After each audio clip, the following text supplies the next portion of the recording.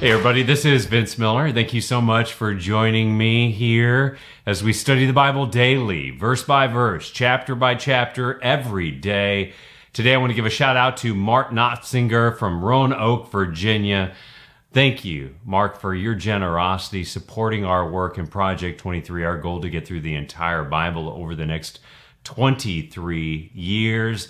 This devotional is for you today. It is Mark chapter 16, verses 12 through 14.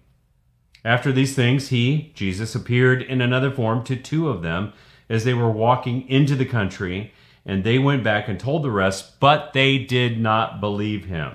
Afterward, he appeared to the 11 themselves as they were reclining at table, and he rebuked them for their unbelief and hardness of heart, because they had not believed those who saw him after he had risen.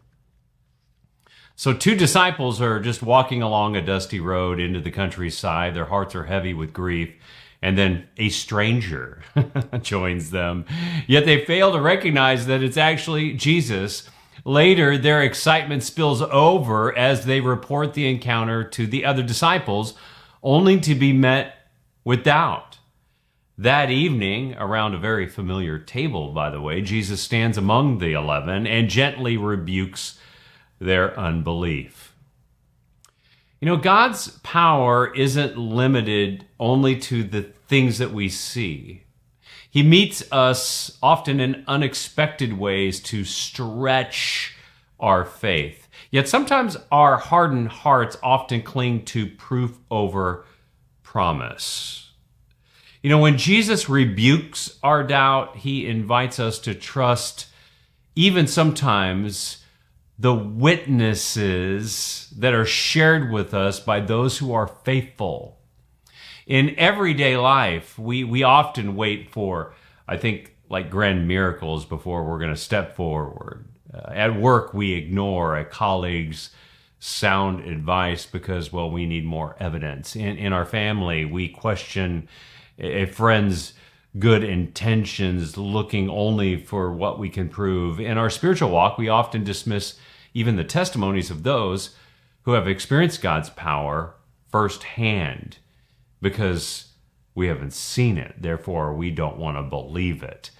But get this, real faith is not passive, right? It's action.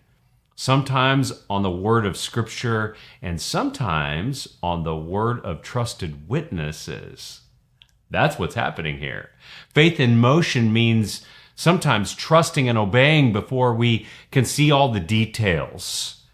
It means leaning in to the sages that we have heard from in our life and not just trusting in what we have seen or in only what we have seen, but trusting in Scripture and the proof of witnesses around us. When we choose to trust the voices that God uses around us, sometimes through circumstance, sometimes through people, sometimes through Scripture, we open ourselves to deeper encounters with Him.